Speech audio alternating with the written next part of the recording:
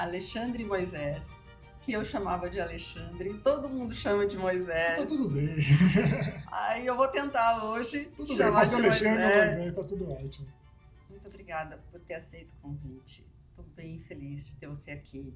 Porque a intenção nasceu porque eu escutei muitas pessoas, seniors já, C-level, que falavam, nossa, eu nunca imaginei que ia chegar onde cheguei. Não necessariamente a gente consegue mesmo ter isso, porque o que eu brinco é que qualquer plano que a gente faça não chega aos pés do plano que Deus faz para nós. Com certeza. E aí, por que não convidar pessoas especiais e queridas para contar um pouco, porque vai ser pouco tempo, mas um pouco da história, para poder inspirar outras pessoas, te vendo, entendendo o que você fez, por onde você passou e aonde você está, e inspirando mesmo essas pessoas te escutando. Muito obrigada. Eu que agradeço, aqui é uma honra participar desse podcast, ainda mais com você.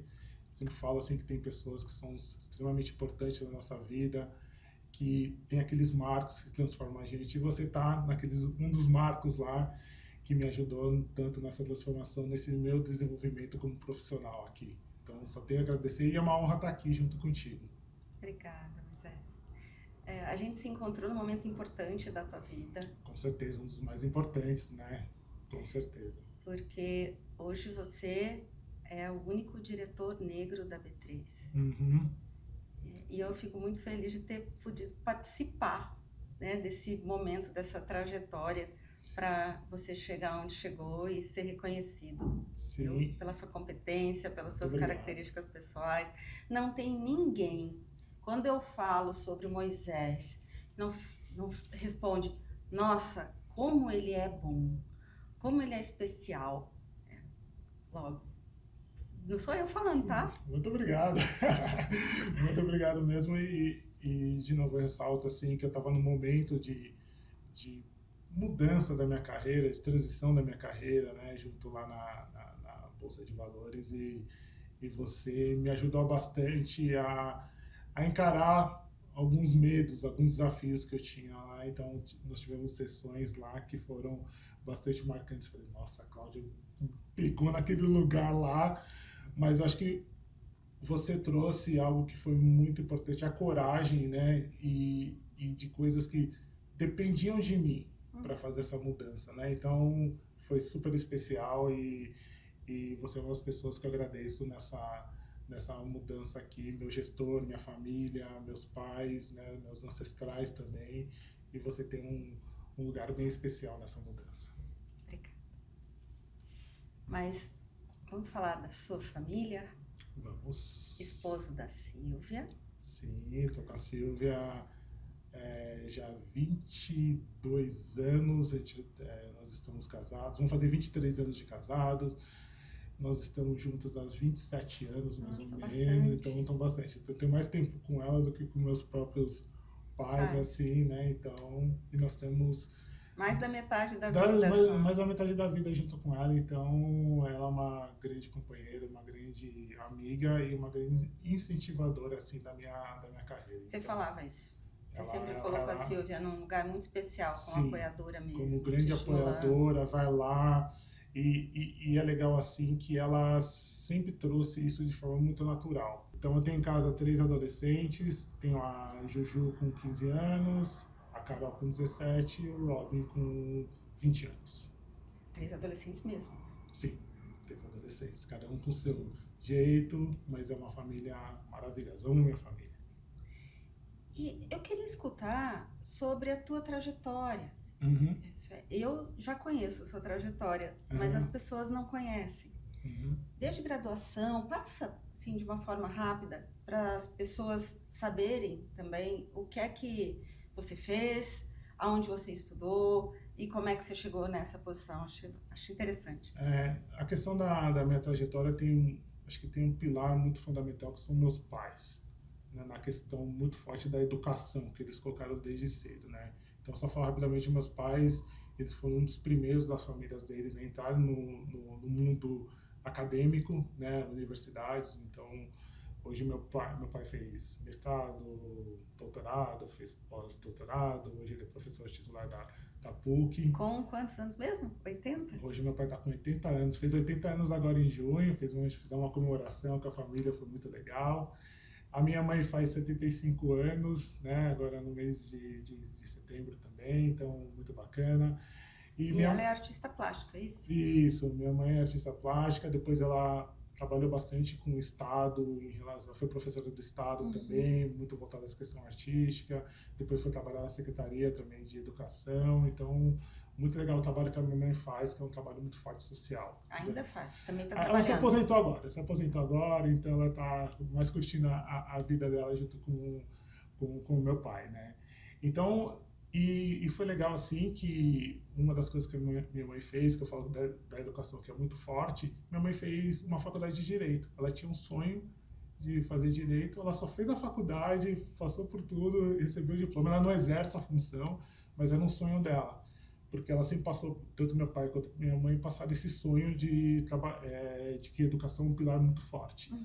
Então, eu fiz administração de empresas na PUC, depois eu fiz um MBA na Fundação Getúlio Vargas, um MBA voltado a finanças corporativas, e depois eu fiz o mestrado também em ciências contábeis e ciências naturais na PUC, né? Então, ainda continuo, tenho o desejo ainda de futuramente continuar investindo na parte de educação e também servir de exemplo tanto para Carol, quanto para Juju e quanto para o Robin também. E no mundo profissional, eu comecei no antigo Banco Real, então isso aqui já acusa um pouco da minha idade, né? O Banco Real. Fiz um estágio na área administrativa no Banco Real. Depois eu migrei para o Banco General Motors, né? Então aquele despertar do sonho de trabalhar numa indústria financeira que não estava muito claro para mim, né, naquela época, mas meus pais falavam muito: experimente, tente, passe por várias áreas e depois lá na frente você vai ter algo que vai te sinalizar para um lugar. Então isso foi muito importante. E meus pais não eram do mundo corporativo, mas por causa da mente deles de estudar, eu falei assim: estuda, pratique, vê várias áreas. Então foi muito bacana. Então eu fui para a General Motors, fiz um processo bacana lá de estágio. Eu trabalhei na mesa de operações, depois eu fui trabalhar na área de riscos e depois eu trabalhei no back office. Então foi legal porque eu tive essa oportunidade de trilhar várias áreas e ter várias experiências. E foi a primeira vez que eu tive um contato com a área de riscos, que foi no Banco. Nossa, que interessante, que legal, a área de riscos, a gente faz avaliação de riscos. Você tinha quantos anos nessa época? Eu estava com 24, 23, 24 anos, eu era jovem, né? Tava novo ainda. E chegou num momento, e eu acho que foi uma peça fundamental que hoje eu vejo com grande importância, a questão da mentoria. Ter alguém experiente para te guiar, para te passar a vivência. Naquela época eu não estava muito bem estruturado isso comigo, mas eu tive uma pessoa dentro do Banco General Motors, por causa do programa de estágio, que servia como um mentor, era um gestor. Então foi muito legal, porque ele me dava os caminhos, me ajudava a pensar e a refletir sobre essa questão de onde eu quero estar. Mentoria, eu tenho um mentor de vida e eu acho importante pela maturidade, experiência, né? Coisas que nós não temos quando jovens. E eu imagino que daqui 20 anos também a gente vai ter um olhar mais maduro do que nós temos hoje. Mas eles emprestam o olhar deles para nós. Com certeza, com certeza. E isso não tem preço. Não tem preço. É uma gratidão eterna, não é? Com certeza. Eu tenho isso. Com certeza. E foi interessante que eu encontrei o meu mentor num casamento nem sabia que estava lá, de um amigo em comum. E depois, acho que depois de 20 anos, falei: só tenho a agradecer a você. Muito obrigado por tudo que você fez. Pega na nossa mão, Pega na mão e é interessante. Isso que essa questão do impacto, né, da onde a gente está, a nossa responsabilidade impactando outras vidas, que eu acho que isso é super interessante numa questão de liderança, né, que eu fui aprendendo isso ao longo do tempo. Às vezes, aqueles seus 10 minutos ou 30 minutos que você investe naquela pessoa para encorajá-la, para pensar de forma diferente, se transforma a vida das pessoas. Às vezes só fazendo pergunta, né, Moisés? Às vezes só fazendo que aí leva a pessoa a pensar de uma forma diferente. Com certeza. E isso me lembra até as nossas sessões, né? Você fazia algumas perguntas para mim, eu falei, nossa, não tem resposta, eu voltava, ia para as reuniões, para os comitês, fazia uma pergunta É que aqui que eu vou... eu tendo a fazer pergunta difícil Eu mesmo. faço pergunta e reflete. Mas assim, e como que é importante fazer essas perguntas? Porque geralmente a gente não quer fazer ou não sabe fazer essas perguntas, né? A gente tem resposta para outras coisas. Então é importante ter pessoas questionando sobre Então, mas isso. você sabe que, às vezes, o problema está na nossa frente, mas nós não vemos porque nós não conseguimos reconhecê-lo. Isso, E a pergunta faz com que, num determinado momento, fala, nossa, isso existe, com certeza. né? E eu preciso olhar para isso, eu preciso resolver isso. E como é importante a gente quase abraçar isso e entender, porque muitas vezes a gente vai para a solução direto. Então, muitas vezes é uma solução simples para um problema super complexo e a gente acaba criando mais questões, mais barreiras, mais obstáculos. Então, essa questão de mentoria, essa questão de fazer um coaching, de ter um líder que vivenciou muito mais é importante, porque essas questões começam a ficar um pouco mais claras, né? Porque geralmente a gente quer ir para a solução direta. E aí a gente começa a aprender com o tempo, peraí, vamos olhar esse aspecto aí dessa questão e vamos investigar e dali a gente vai propor alguma coisa.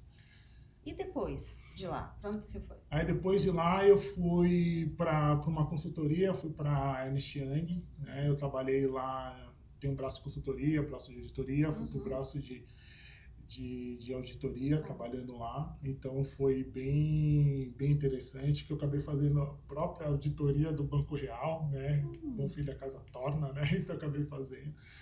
E foi interessante que eu consegui também ampliar dentro de uma área, vamos dizer, de auditoria, que faz parte de todo o escopo de governança, entender como funciona essa função dentro das empresas. Então, foi bem interessante, assim, tive muito aprendizado durante esse ponto. E também acho que algo que me chamou muita atenção, eu tive vários líderes, né? Então, é um pouco da dinâmica e da estrutura de uma Big Four, que é a Ernst Young. Então, eu aprendi, sou muito grato pelo que eu aprendi lá no dia a dia, executando bastante. Aí, em 2006, né, eu tive uma oportunidade, de novo, pegando muito o que meu pai e minha mãe falavam na época, continue buscando conhecimento, continue aprendendo, e uma hora você vai chegar lá, você vai entender o que você quer. Aí tive uma oportunidade de ir para uma área de riscos na Deloitte, né? Então, um amigo meu que estava trabalhando na Ernst Young, ele acabou indo para a Deloitte e falou, surgiu uma oportunidade aqui, você quer fazer uma entrevista? Eu falei, por que não? Vamos lá, né? E aí tive a oportunidade de passar nessa entrevista. E acho que o outro aspecto que é muito importante, o nosso networking, que a gente às vezes não dá muito valor no início da nossa carreira, mas todas as mudanças que eu fiz depois da Deloitte, que depois eu fui para a Bolsa, a gente vai falar um pouco disso depois, foi também por causa de networking, né? De como que a gente consegue conectar. Vou falar uma coisa. Porque network é um pilar super importante. E a maioria das pessoas acaba não cuidando. Só olha que não tem quando precisa. Quando você está com uma necessidade, você liga, né? Como se cultiva esse network, né? Nossa, eu fico super feliz de você ter falado isso. É super importante. Vai cultivando assim, você mandar uma mensagem, um almoço, um jantar, um café. Relacionamento precisa de cuidado, né? Isso, não você dá... compartilha informações, né? Não só no momento de necessidade, porque aquele network ele não fica sustentável, né? Então, ao longo do tempo, eu comecei a ver que essa questão de network e redes são muito importantes também. Então, eu até nas mentorias que eu proporciono, eu também ajudo na parte de mentoria para pessoas negras, né? Eu falo da questão da construção do networking, como que a gente consegue construir e cultivar esse networking ao longo do Parabéns. tempo. Parabéns. Isso Aprendi não... com você também. Aprendi com ela aqui também. Isso não é comum. Parabéns, mesmo. Esse teu olhar é um olhar diferenciado. Obrigado. E ao longo do tempo, eu passei lá pela Deloitte, né? Fiz trabalhos também, já estava fixo na indústria financeira, que eu acho, assim, nossa, esse é o lugar que eu gosto, né? Porque tem a questão da indústria financeira, que trata de investimentos, como que você consegue fomentar a sociedade está ligada também por essas questões financeiras aqui dentro do mercado, então isso me atraiu bastante. E depois eu passei lá por volta de 6 anos, né? Eu entrei como sênior, depois fui promovido a gerente, então foi o meu primeiro cargo gerencial, que foi em 2008, né? Então foi uma coisa, nossa, que legal, ser um gerente no D0, que legal, aí no D1, nossa, o que eu vou fazer agora, gente? Meu Deus do céu, como é que é isso? Como funciona? Tem algum manual, tem algum... E aí, de novo, entra o papel da liderança das pessoas que vão vivenciar. Assim, calma, isso aqui você vai aprendendo ao longo do tempo, né? Tem as técnicas por trás disso, mas tem uma vivência que você vai errar. Você vai acertar, vai errar. Então, o erro também, ele começou a também fazer parte, de forma consciente, da minha vida. Porque, muitas vezes, assim, e aí eu fui ensinado também a não errar. E isso traz um impacto muito forte. Você não pode errar porque você tem uma questão racial aí por trás, né? Você não pode errar porque você tem que ser melhor que os outros. Você vai estar em ambientes que você não faz parte. Então, tem toda uma jornada por trás, tem várias camadas por trás, que aí lá no futuro, lá na frente eu consegui entender que o erro faz parte. E isso não é a questão que meus pais ou amigos falaram que errar, isso falaram por mal, mas é uma questão de proteção. Então, seja conservador e tal. Então, isso começou a fazer parte. Só que ninguém nasce sabendo ser líder, né? Como é que faz? Ninguém sabe, e é um aprendizado, você vai viver várias situações, e a Big Four, a Deloitte, me deu também essas possibilidades. Eu estou fazendo indústrias financeiras maiores, né, outras menores, então com vários tipos de equipes, com perfis diferentes, então isso me ajudou ao longo do tempo a ganhar musculatura para isso. Mas na hora que você está vivendo lá no momento, você diz, nossa, gente, o que eu vou fazer? Como que eu vou dirigir isso nessa situação? E aí a gente vai criando experiências. Eu acho que isso é o mais importante, né? De como eu olho aqui para mim e eu falo assim, olha, do que eu estou evoluindo ao longo do tempo. Isso aqui eu vou errar, isso aqui faz parte do jogo. Vamos pegar esse erro, transformar em algo de melhoria contínua. Então, muitas vezes eu falo assim, a competição, se tiver uma competição, é comigo mesmo. Eu vou utilizar várias pessoas aqui como referência, mas eu não vou fazer uma jornada de comparação, porque cada um tem sua estrada, seu momento, seus desafios, seus medos. Mas de como que eu olho para trás, eu sempre falo assim, será que o Alexandre ou o Moisés, lá de trás, vai ter orgulho dele aqui hoje? A pergunta eu sempre faço. Então, eu acho que a comparação, se for ser a comparação mais justa e mais fiel que qualquer profissional tem que fazer.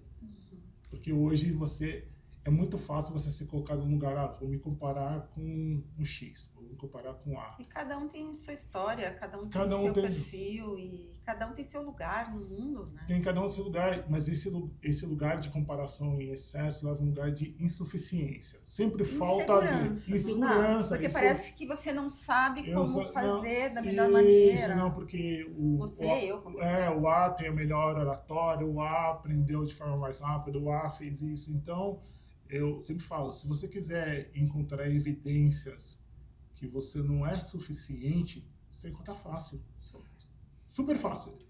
Vamos pegar, por exemplo... Dá pra fazer uma lista, né? Tá rapidinho, vamos pegar as 2 últimas semanas nossas, que decisões que a gente tomou errada, falas que a gente devia ter feito, a gente não fez, situações que a gente se colocou, falou, nossa, me arrependi. Então, se a gente for procurar evidência que a gente não é bom, a gente não é suficiente, a gente vai encontrar muito fácil, mas extremamente fácil. Então, de como a gente inverte isso... Você sabe que a Brené Brown fala isso?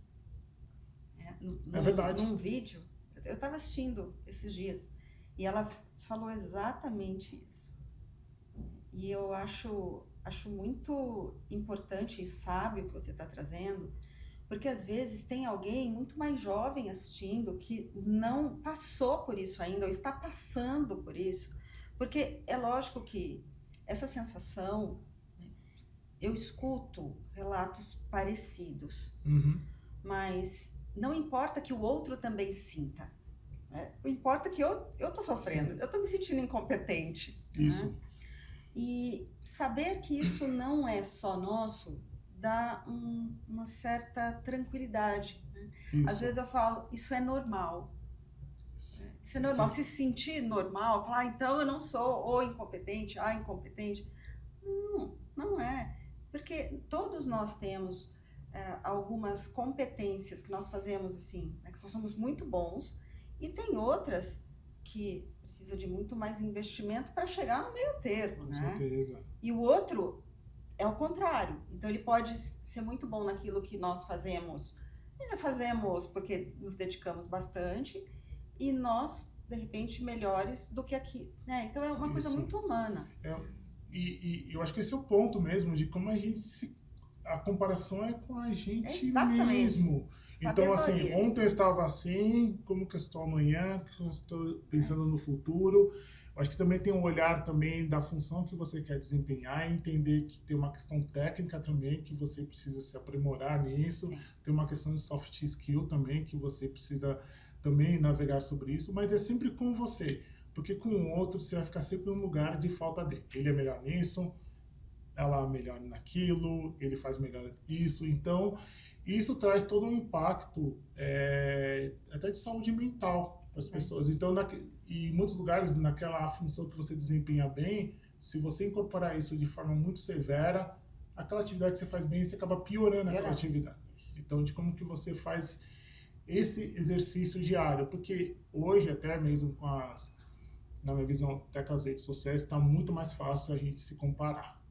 Né? Então a gente vê lá numa rede social que a pessoa está super bem, só tem sucesso. Consegue fazer tudo, né? Consegue ir na academia, consegue dormir bem, consegue estudar, está se atualizando. Está se atualizando, faz tudo, abre empresa, faz um valuation de 1 bi e tal, etc. E a gente aqui falando, peraí, eu tô aqui nesse lugar. Acho que tem alguma coisa errada com ele, né? Porque essa pessoa eu não estou não é progredindo, né? E de como aquilo lá na rede social é um retrato e é um roteiro definido da história. Então, não é vida real. Muitas vezes não é a vida real. Então, a nossa vida real, a gente tem os nossos altos e baixos, e compreender que a gente é falho, que a gente vai errar, e de como transforma esse erro, olhando pra gente numa questão de inconformismo, no sentido positivo, assim, olha, estou inconformado que eu ainda não consegui chegar nesse ponto. Como que eu vou conseguir? O que eu vou fazer para trabalhar? E aí você tem a sua rede, você tem o seu líder, né? Você tem as pessoas que podem te ajudar a enxergar isso. Mas no final do dia, tá com você. Quando você saiu da Deloitte, você foi para a BMF Bovespa. Isso em 2012. Por indicação de alguém? Alguém sugeriu você para o processo seletivo? Na verdade, assim, teve 2 pontos lá na BMF. Eu estava fazendo um trabalho pela Deloitte lá. Tá. Estava fazendo um trabalho de consultoria lá pela Deloitte. Ele já te conhecia. Já me conheciam. E no momento que teve uma oportunidade de uma vaga na auditoria, eu fui indicado, passei por todo o processo e tive a oportunidade de entrar. Então, o seu trabalho também, acho que o grande ensinamento, o seu trabalho também, a sua entrega, seu resultado, vira um networking para você. Acho que também ter esse olhar é importante, né? Entregar um trabalho de qualidade também se transforma num networking para você. Então, eu acabei entrando na auditoria em 2012 como gerente, né, da auditoria de negócios. Depois eu virei superintendente lá da auditoria. E em 2020 teve uma oportunidade de fazer uma migração lateral. Né? Então eu fui para a área de melhoria contínua e riscos corporativos, né, como superintendente, feito um processo interno, né, interno e externo também, que tinham pessoas de fora. também tive a oportunidade de ser bem-sucedido, né, de passar nesse processo. E em 2023 fui promovido a diretor. Aí você acompanhou bem de perto, diretor de riscos, compliance e resiliência operacional dentro da companhia, que foi um marco muito especial assim na minha vida como profissional, família. Foi muito bacana esse momento. São 2 anos já, então.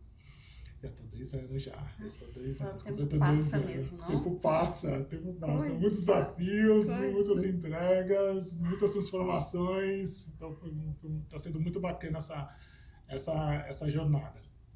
Você sabe que eu não tinha noção mesmo, que já fazia 2 anos, né, 2 da anos. promoção. Porque tem uma história que você me contou e que para mim é mais recente, sabe? Porque é uma história presente, né? E é uma história presente porque me marcou muito. E eu não saberia disso se você não tivesse me contado. E aí eu queria que você contasse para as pessoas, porque quem não tem oportunidade de conversar com você, talvez nunca vá saber. Conta pra gente. A história Do seu pai. do Do seu pai orientando. Isso, eu acho que é importante ressaltar assim, né? E a gente está trazendo toda uma questão da comunidade negra, por ser negro, né?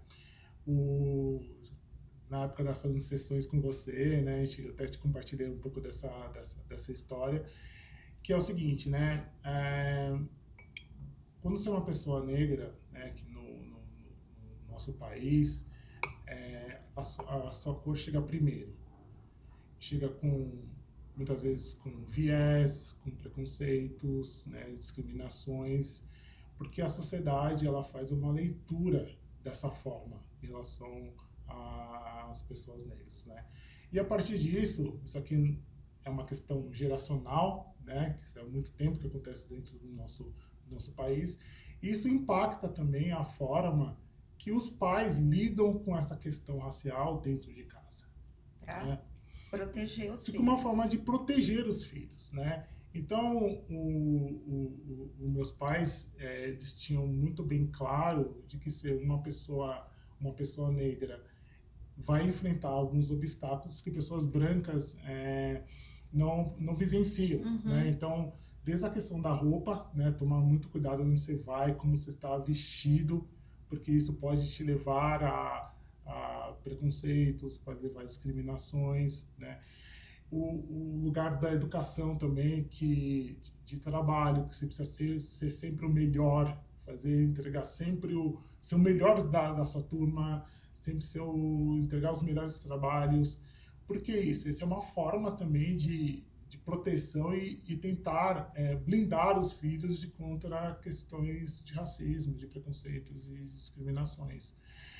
Claro que isso também tem um peso para as pessoas que estão recebendo isso, né? Porque, assim, teoricamente, você não pode errar nisso, né? Você tem que ser o melhor em tudo, você tem que ter o melhor desempenho, sempre a melhor entrega, isso traz impacto.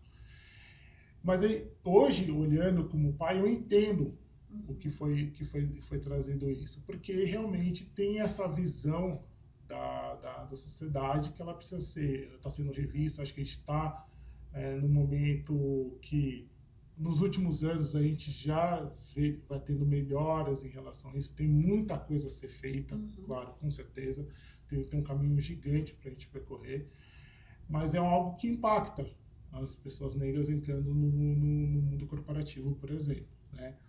Por isso que eu falo assim da questão da suficiência que a gente falou, insuficiência que a gente falou anteriormente, porque isso também leva a um lugar também de insuficiência, no sentido de que, olha, se eu preciso ser o melhor em tudo que eu preciso fazer, eu tenho que me comparar com alguém.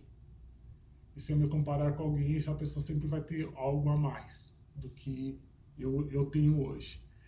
Isso leva a um lugar muito perigoso na minha visão. Mas, assim, para mim foi um lugar que também, no começo, foi muito desafiador, ele continua sendo bastante desafiador, mas no lugar onde que eu estou hoje, como um dos líderes, de como que eu, para as próximas gerações que estão vindo, esse caminho se torne menos difícil. Porque aqui, uma liderança, que é uma liderança negra, em qualquer, ou na bolsa, em qualquer outro lugar, ela também se torna uma visão de possibilidades. E uma referência, né? E uma referência. E eu falo assim, para todo mundo, nossa, muito legal o lugar que eu conquistei, tenho muito orgulho, mas sabe para mim o que gera valor, o que gera maior valor é o impacto disso nas outras pessoas. É claro, tem um lugar assim meu, olhando assim um pouco, dizendo, nossa, legal, você conquistou isso, muito bom, você consegue proporcionar muita coisa para sua família, tal, muito bacana isso. Isso é um lado extremamente importante. Mas na minha visão, o impacto disso para as outras pessoas é que geralmente é o que para mim que gera muito valor. Poder ajudar alguém a mudar, a transformar, a falar somente de possibilidades. Se a pessoa está aqui, quer dizer que é possível. Não está falando que é fácil. Uhum. É possível. Então, esse lugar para mim é um lugar que eu tenho muito orgulho e muita responsabilidade também de abrir caminhos para as pessoas que estão vindo, pessoas também que são parecidas comigo, né? Então, como eu faço isso? Participo de programas de mentoria, eu dou um foco muito grande para mulheres negras, porque tem um desafio de gênero e raça também alinhados. Então, eu trago isso aqui bastante forte de como que eu posso, dentro da minha vivência, do meu 0,01% de ajuda que eu posso fazer, ajudar a transformar as vidas dessas pessoas. Porque muitas vezes a gente anseia por referências, né?